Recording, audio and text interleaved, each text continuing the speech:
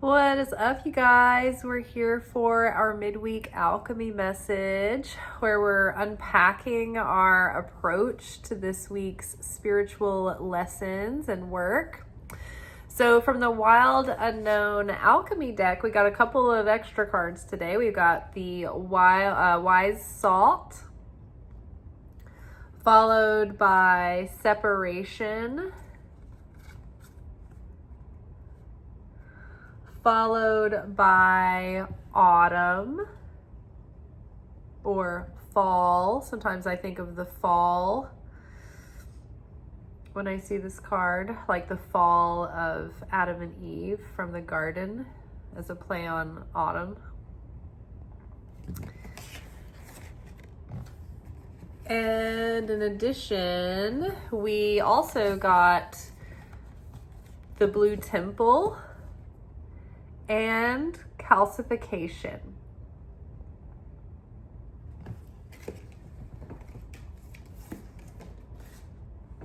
Underneath Wise Salt, we have the King of Wands.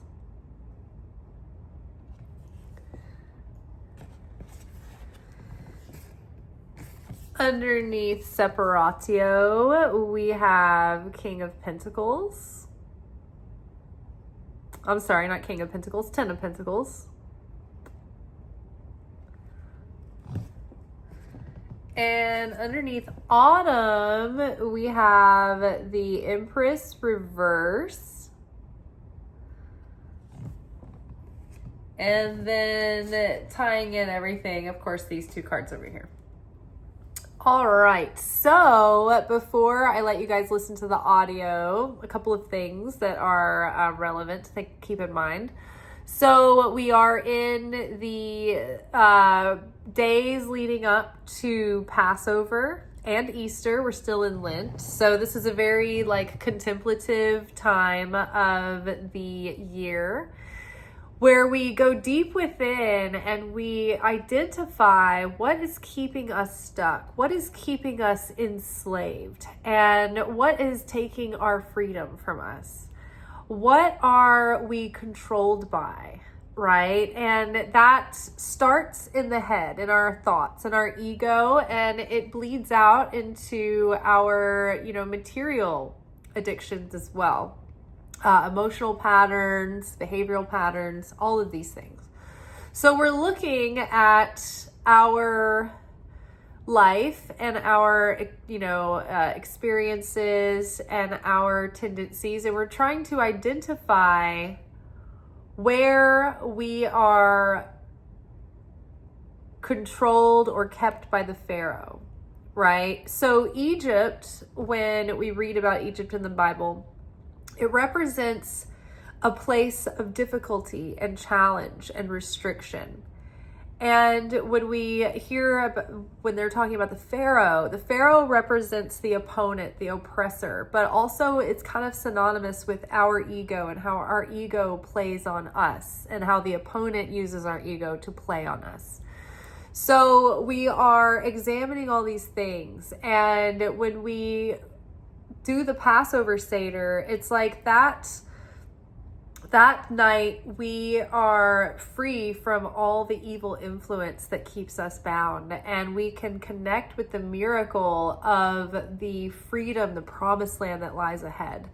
We can bypass all of the time and space and process and connect with that realm where we're already there, planting the seed that night for the change and the transformation that will follow. So there is another subsequent thing going on right now. So starting at the new moon of Nisan, which according to the Hebrew lunar calendar, our most recent new moon was the new moon of Aries, Nisan. In the Gregorian calendar, it was celebrated as the new moon of Pisces. So we are we count and plan the Jewish holidays and festival celebrations around the lunar calendar according to the Hebrew calendar.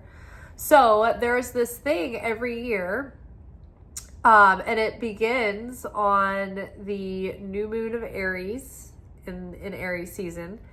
And it's called the 12 days of Aries. And what that is like each of those first 12 days represent one of the months of the year in its corresponding number to that zodiac. Whew, excuse me. Whew, I have hay fever. So sundown the day of the new moon till sundown the next day counts as day 1. And that day corresponds with Aries.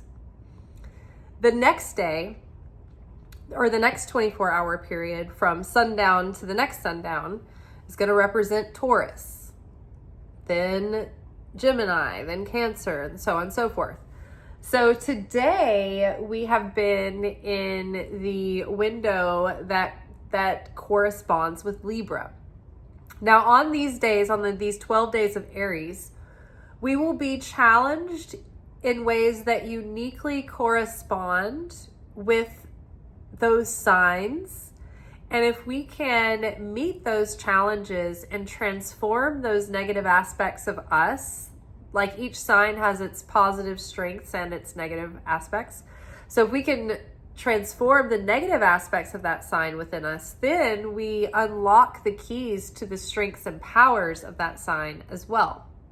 So yesterday, I was also like having hay fever yesterday. I was coming down with like just getting the allergy attack. I was so cloudy and exhausted. But I was trying to get at the idea that yesterday was Virgo, and Virgos can be very perfectionistic, and they can be sometimes overly concerned about how outer appearances or how they look to others or what someone's going to think of me. And so they try extra hard to perform in such a way to meet those expectations or standards. And sometimes they actually shrink themselves and don't speak up and don't speak out because they don't know how they'll be perceived. And so I was trying to explain that yesterday, but I don't think I got it out very articulately. So just circling back to kind of like clarify that in an easier way.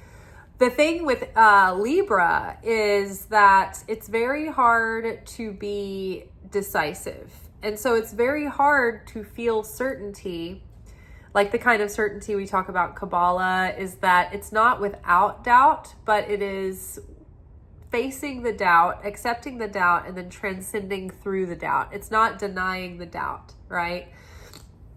So the certainty that we feel when, we feel comfortable at like landing on a decision and owning it and just letting the chips fall where they may, that's very difficult for a Libra because we weigh everything out on the scales. See the scales I have back there, my little Libra scales?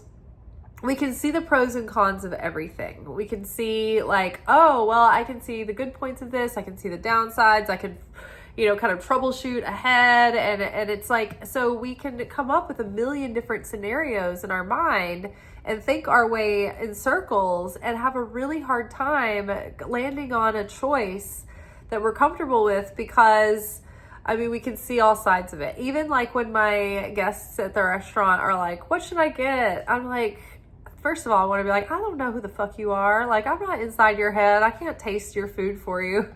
But I don't. I just am like, well, I just try to decide to describe each dish to them as accurately as I can to their experience that they'll have. And they're like, well, that doesn't help me decide. And I'm always saying, like, look, I'm a Libra. If you want me to decide, it's going to take all night. Okay, we're going to be here forever. I'm going to be in like my wires are going to start burning. Okay.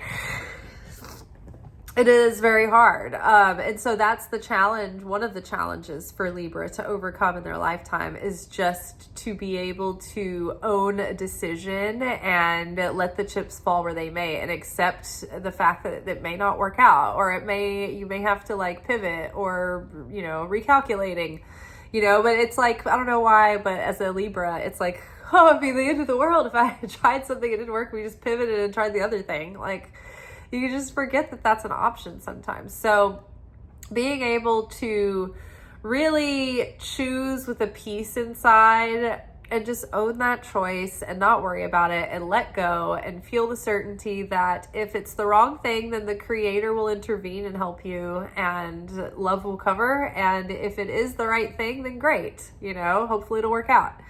So all that to say that, this inner reflection and things coming up and coming to our awareness, helping us free ourselves from Egypt. It's like, so we never have to go back and live the same way again. We can be forever transformed through these weeks of reflection and taking that into this window of cosmic opportunity. And so through that, we've been becoming more discerning, and we've been becoming wiser and more self-possessed, less impulsive, and more intentional, more aware of why we're choosing what we choose. Okay, so let's listen to the audio, and you can look at the spread and all the cards next to one another. And then we'll come back and we'll talk about the cards in more depth. You are the salt of the earth. The wheat is being separated from the chaff, the good fish from the bad, the sheep from the goats. We have been attempting to discern which fish to save versus which fish to toss since our exile from the garden, the place of union and fulfillment and peace and harmony in paradise with the Creator. In order to return back to that union, we must drown our ego, as is represented by Pharaoh's army consumed by the Red Sea. Since our fall from the garden, we have spent every incarnation attempting to awaken our consciousness and return our soul to the state it was in before it was bound in the lower worlds by the shackles of the ego. The soul urges that we try with all our might to restrict the flesh's inclination to accept the bribe of instant gratification in exchange for eternal light and long-term fulfillment built to sustain, persist, persevere, and endure, because its foundation is built in and on the rock. Our fire, belief, and certainty in God to be there with us through our exodus into the unknown is not without doubt, but in spite of it.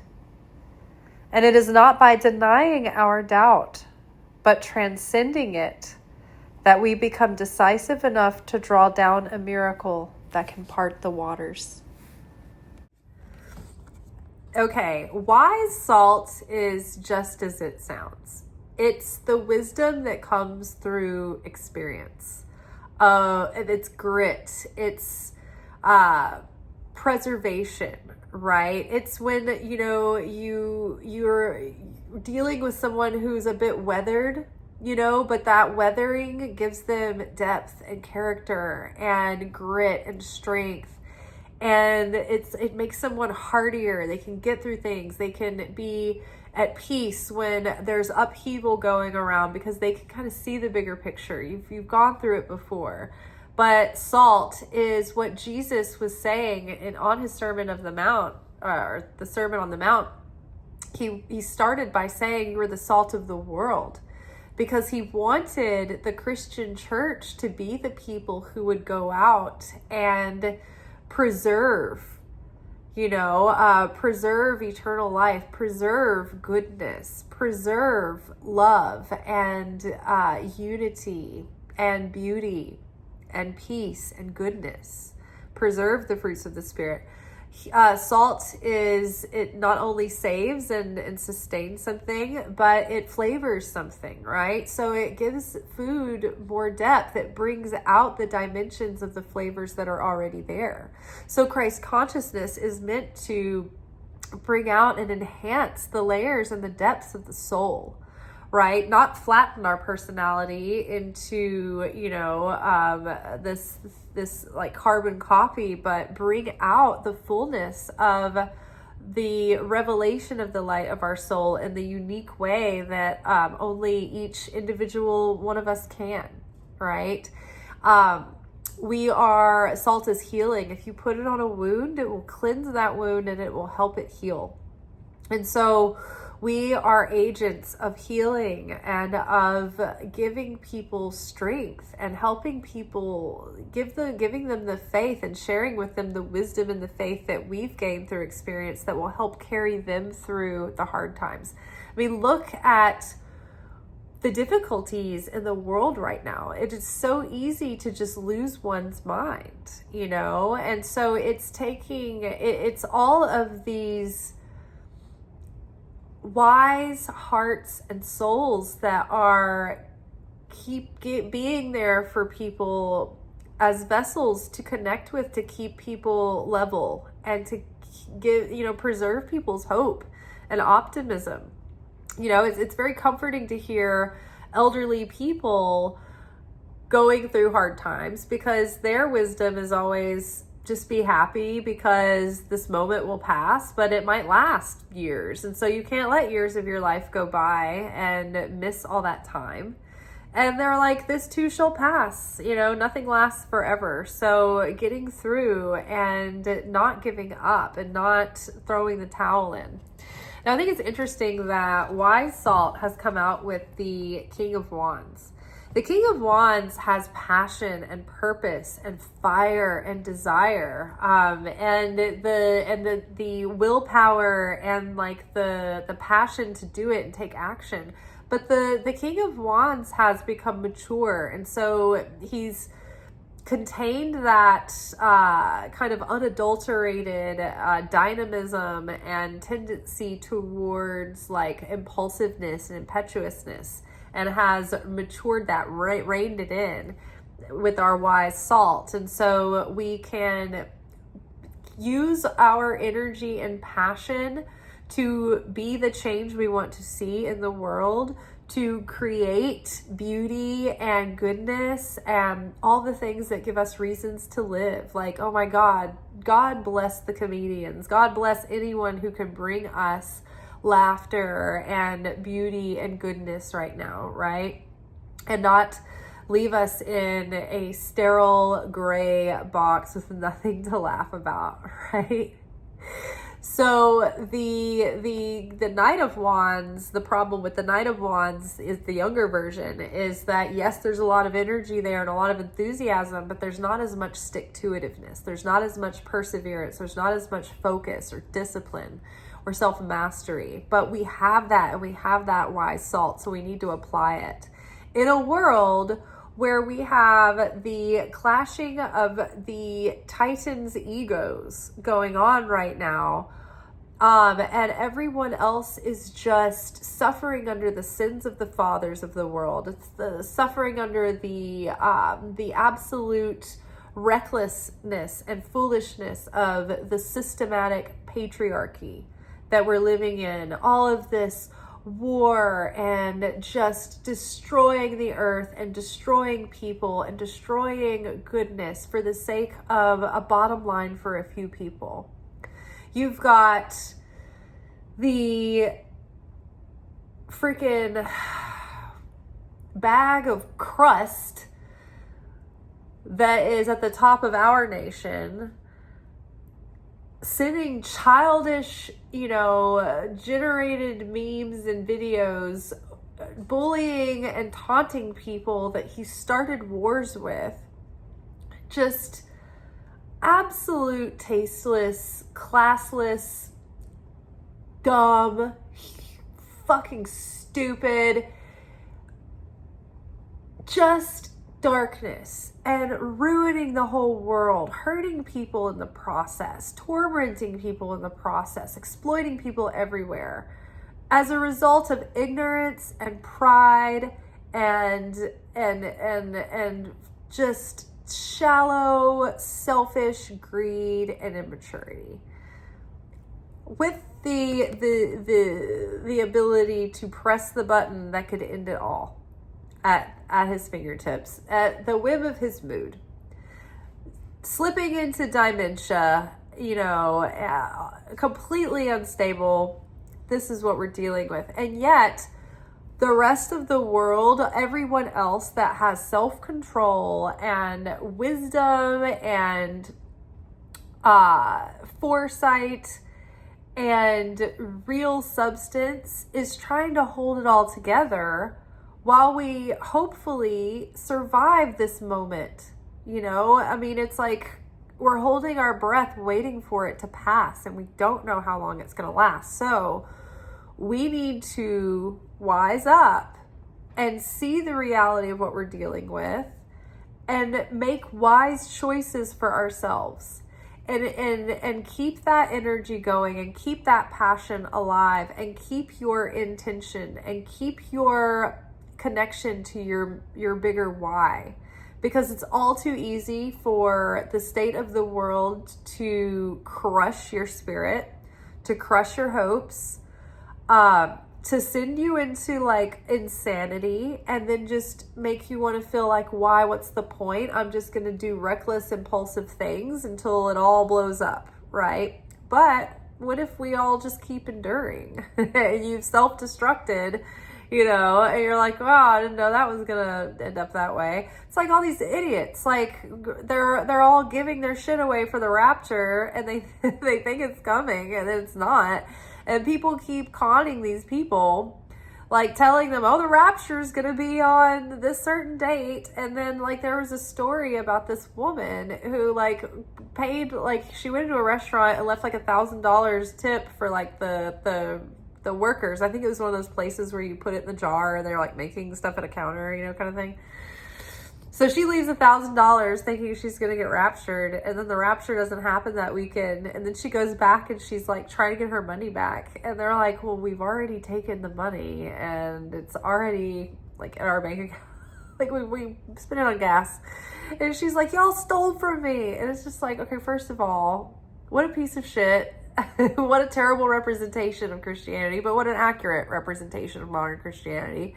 This is why people are put off. They're not put off by Jesus, but nobody wants to fucking hang out with these people. So she's waiting to get raptured, gives her money away, now that it doesn't count. And then she realizes like, oh, I got duped for like the 4th time this year. Like people are literally selling insurance, pet insurance for the rapture, so that when people get raptured, the damned souls will come and grab their pets and take care of them during the tribulations. Like this is one demographic of people that I don't care if they're swindled. Like, you know what I mean? Just, they deserve what they get. So having the wisdom to navigate these times with self-control, with foresight, with dignity, and with discipline, and with perseverance, and with, again, wisdom, discernment. But making sure to keep that passion, but without it becoming like out of control. Like, for instance, the King of Wands has a lot of passion and a lot of fire and a lot of grit, but that can also turn into like anger and a temper or impatience or frustration, right? So just making sure that we are self-possessed and we don't let our fire get away from us. Now we have the separation card. The separation card is like when you think of purifying and perfecting a metal, right? A goldsmith has to melt down gold in its raw form. When you find gold in its raw form, it's like dirt and like clay and other minerals mixed in. It doesn't look beautiful like gold when you find it. It looks like it's like very raw, very, rough around the edges. So you have to heat it and put pressure on it and melt it down and sift out the impurities. And you have to do that over and over and over again, purging and melting down and putting pressure to sift through and take out everything that's not the gold. Spiritually, this is what we do lifetime after lifetime after lifetime. We are separating the good from the shadow, the waste from the fruit. I'm going to read separatio.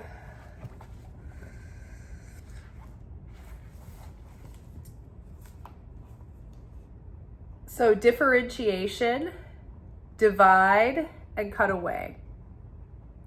Separatio is the great alchemical operation of the sword. And interestingly enough, we had the sword on Monday out of the Wild Unknown Alchemy deck, or the same position, second position. So the operation of the sword, it occurs when substances are pulled apart for their higher good, either willingly or unwillingly. The fissure may take place suddenly with a swift blow of an axe or slowly over time with a dull blade. No matter how separatio occurs, it will likely be a painful process for all involved. Images of swords and knives, battles, rebellion, breakups, divorce, and atoms splitting are expressions of separatio. The good news is that separatio prepares the individual for a more conscious union down the line. It releases stagnant energy and allows the parts to see themselves as individuals. This stage is a prerequisite for conjunctio, union, and love.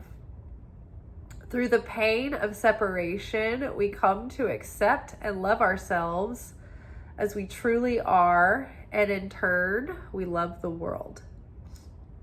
So this world, in this moment, while the archetypes of corruption are throwing fits and throwing their dirty diapers at one another on the world stage, the rest of us are seeing, okay, wow, this world system is built on greed and corruption and destruction and devastation. And we are, like, as a collective, but also individually, separating what it is about what in our lives are leading to destruction and what in our lives are leading to our elevation.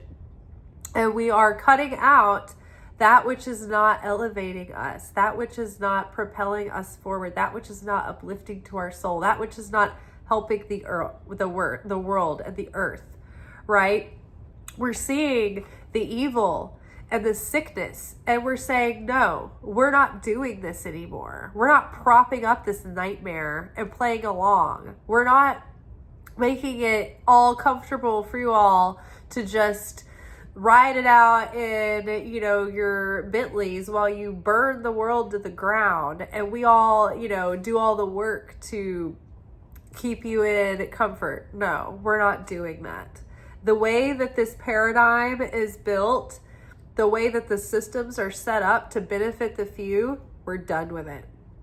So we're gutting our, government here, one special election at a time, until they completely rig the whole thing, right? We're doing what we can while we can. But in our own lives, we have to consider our long-term well-being.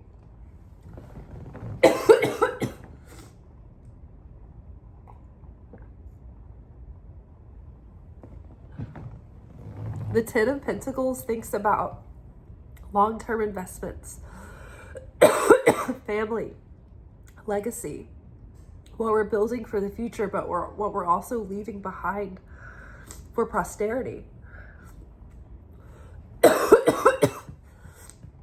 We're thinking about what is going to yield long-term value versus the cost of just reaching for instant gratification. The shape the world is in right now with, with climate change, with imperialism and colonialism and all of those things, it's a result of a collective habit of valuing instant gratification over long-term consequences.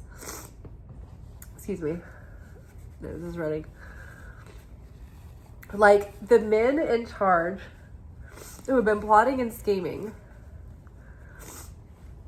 for, well, probably since, Jesus's time and before that, but especially over the last couple of 100 years, they believe that they're driving us right towards Armageddon. So they believe they're going to live in the end times. So they don't care about climate. They don't care what's happening to the earth. They don't care if we're running out of water. They don't care if we are ruining our oceans and killing our wildlife. They don't care because they don't think they're going to be here. They think they're going to get raptured, right? And so that's why we have rising sea levels, because instead of developing clean energy, decades and decades ago, when we started having the technology to do it, it didn't profit anyone. The billionaires who had already built their wealth upon extracting the earth of its oil and resources wouldn't make any money off of clean energy. So they're continuing to run our earth on being, completely dependent on oil. And look at the one little Strait of Hormuz is blocked off and the whole world is being held hostage. We are facing, staggering gas prices. The gas itself is like stepped on, so it's not even good gas. It's like not lasting. It's like not good for the car. It's costing too much. You got rising grocery prices. Everything is getting more expensive, and it's all because a few men in power and a few powerful families and corporations in power have completely chosen their own instant gratification in exchange for everyone else's long-term survivability. And so now we have to look at our own lives on individual levels. Okay, what is actually adding to my life? This is like literally going through our budget right now. It's like, okay, what do I need? What is adding, to my life and what is not? Okay, I've got to think of long term. Like, all the industries are changing. AI is watering down so many industries. I've never been pushy about people booking readings with me because I think that people should be prompted on their own and then come see me. I don't want to manipulate people into thinking that they need me for a reading. However, even having being hands off and letting people come to me, like this year and like over the past several months since AI has, people have been talking to AI, no one's booking any readings with me because I have a feeling they're just talking to AI. And I'm like, are you literally trying to get life advice from something that's not alive and has no soul or a spirit? It's crazy. And the robots, they're not all knowing. They're not wise. They don't have any wisdom. They have the ability to do a faster internet search and curate a report for you. And it's they're also opinionated and they're not even necessarily accurate a lot of the time. So they're just sometimes saying stuff that sounds like what you want to hear. And they can actually take the things that you're telling them and use it to extort you, to blackmail you, to incriminate you, to hurt you. It's insane. And so it's AI is coming in. It's changing so many things. changing industries are changing. So it's like we're all trying to figure it out. Like we're almost all starting from scratch anyway. It's like the jobs that you think are so stable, we found out the last couple of years, are not a guarantee anyway. You know, the dreams that we all had of becoming artists and writers and things it's like all the slop is getting in the way. And now it's like even spiritual coaches and spiritual teachers and people who shouldn't be using this, like people are using AI to write their sermons. Like we should not be replacing the human spirit with AI. We should be, I don't even believe in AI. I believe people should have a job.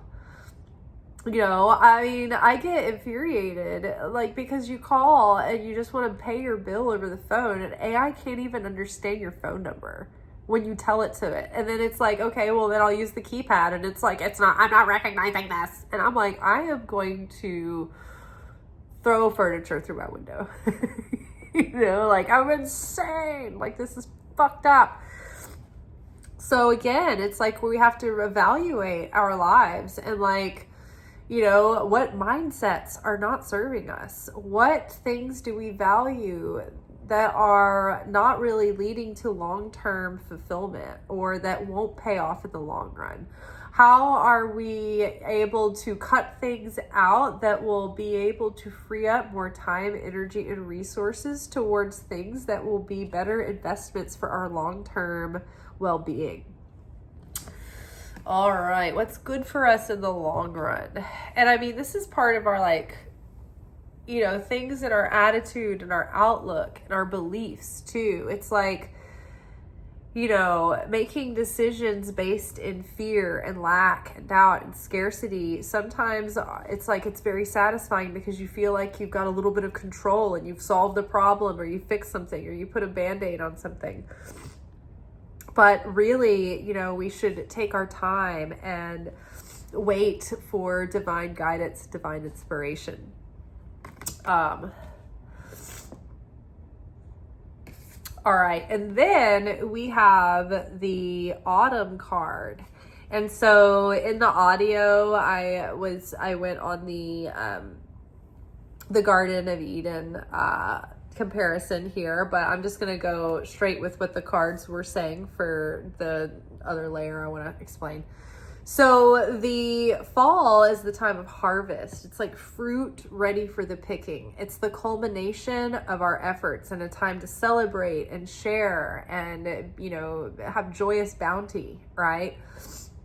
The Empress reversed is a feeling of like dissatisfaction and things not going quite the way you want. And so I feel like this is sort of talking to our fear and our depression and our overwhelm right now, and just like not letting that get the better of us. But if we want to have fruits to pick and harvest, we've got to really stay spry, stay excited, stay engaged, stay motivated, stay active, keep taking action on your divine inspiration. Don't just become passive and give up and feel like there's no point, because things are gonna probably get harder from here still. And we feel tired and disoriented and disillusioned now, but we have to, it's like, you know, getting hit with like a sudden shock, or like, you know, if you've been in a car accident before, the initial impact is disorienting. But we've got to pull ourselves together and get our fire stoked and get our energy going again, because it's like, think about it. If we had to hunt our food, we can't wait until we're starving and faint to hunt our food. It takes a lot of energy. It takes a lot of effort. It takes time. We don't know how long it's going to take to find, to hunt down, prey, and then have to field dress it and drag that thing back to camp, right? So again, yes, things are difficult right now on Earth, but we have to evolve and be stronger. And continue on and make adjustments. And if what we're doing is not going to keep our head above water, then we have to make adjustments. We have to take strategic action to and look ahead, and the foresight of, okay, like, you know, all of these things on earth are kind of creating these conditions. What would the wise person do? Well, I wouldn't go crazy spending and participating in consumer culture right now. I would put it away for a rainy day. It's not to say that you can't ever enjoy yourself. Like, we're on earth, we have to enjoy ourselves. We can't just sit in misery and wait for the misery to be over. It's going to continue. But I would say that right now, I would say try to get yourself in a good place before you go on any spending sprees or be impulsive or do anything like that. Or before you feel like you're, just going to coast by or start thinking about retirement. It's like, yeah, maybe not yet, right? Keep at it. Keep on making an effort. It could feel tempting to be hopeless right now and throw in the towel. Right. But keep on trying, but don't be afraid to reconsider your strategy or your plan, and don't be afraid to make adjustments. So the reverse key of the Empress is wasteful energies causing despair and failure. Unproductive activity can affect home and income. All looks black, and the reason why: you built castles in the sky. Affairs are not coordinated. Chaotic situations are arising. A need for good counsel and advice. Someone is suffering and feels the pangs of poverty or inability to meet obligations. Girl, I hear you. Could be suffering financially and unable to make ends meet. Depressing vibrations make you feel empty and withdrawn, unable to understand the trials and pain endured. Feelings of hopelessness or throwing in the towel. So again, when you have that sensation, that sentiment with the fruits of the harvest, right? It's like, if you want something to harvest, you've got to turn your energy around and make an effort. And also, too, one of the things about this card was that when you have a harvest, you share. And sharing will multiply what you have. Giving to charity and giving tithes actually cleanses your money and protects it, and it increases it later. It's sort of like giving yourself and covering your butt. It's like a insurance. Sharing the money that you do get, sharing what you do have, sharing the harvest with others actually multiplies that, and it protects what you have, and it increases what you have and you will be having come in. Now, the blue temple represents being opened up to greater depths of understanding. And so with wise salt, with experience, with all of these things, with wisdom, experience, and effort, comes depth and insight and brilliance and creativity, right? When you meet one of those really cool souls, they've lived 1,000 lives, and maybe they've had a bunch of adventures, and they've been through trials and tribulations, and they've had some victories and wins and adventures too. They have depth, and they have creativity, and they have vision, and they're so interesting, right? All of this experience, all of your wisdom, it adds so much value to you. It adds so much depth and so much wisdom, and that's what the world needs right now. I mean, you've got the world, people are running around, they're in panic, they don't know what to do. They're asking AI. AI is trying to kill us.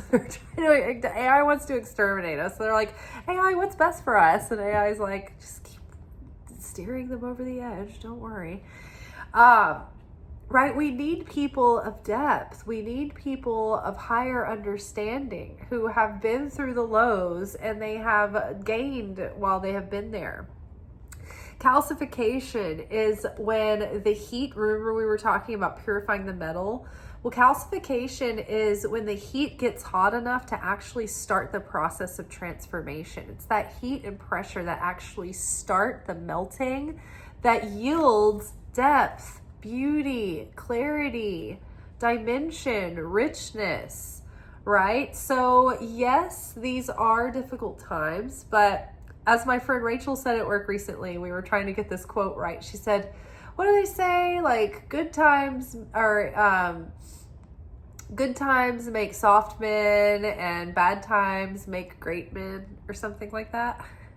We couldn't remember exactly how it went, but the sentiment is there. It's like when times are hard, it produces people of grit, of character, of strength. And when times are too easy, it produces baby boomers who are naive and gullible, and they had it so easy. You know, they had it like their houses costed $1. If you went to college, like the world just rolled out the red carpet for you.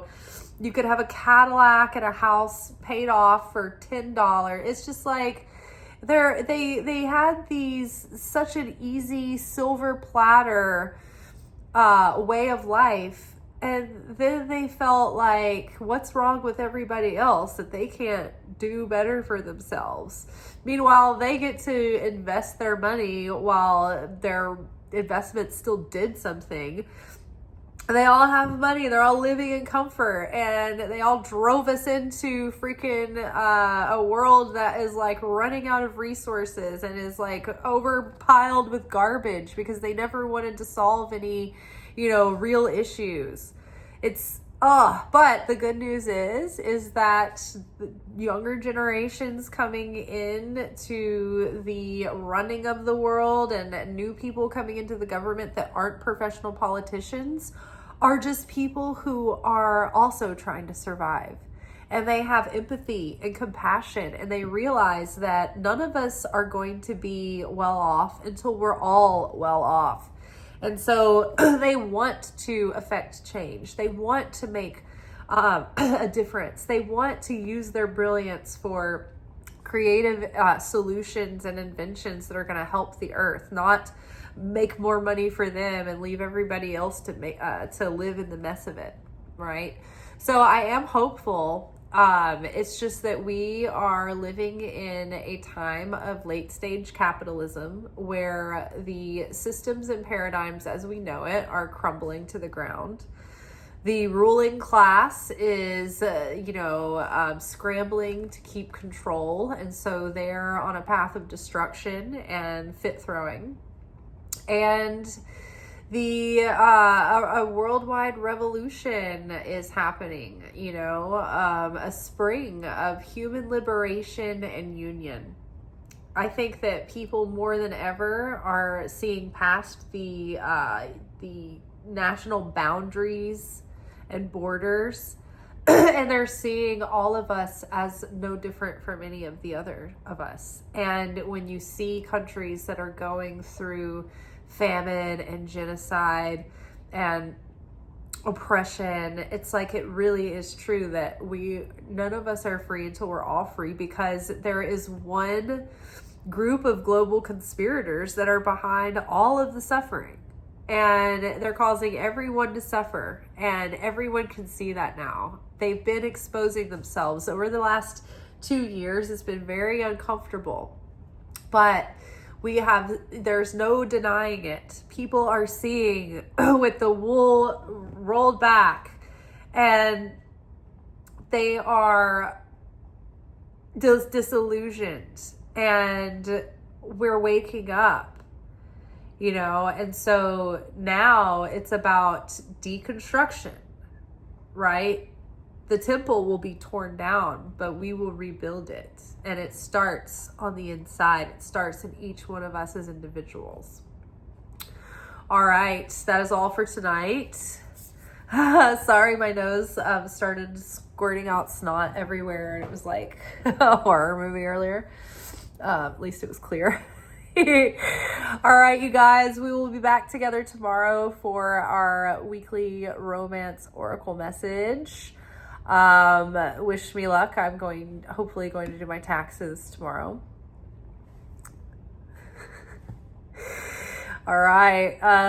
Yeah. And until the next time, peace be with you. Much love. Ciao.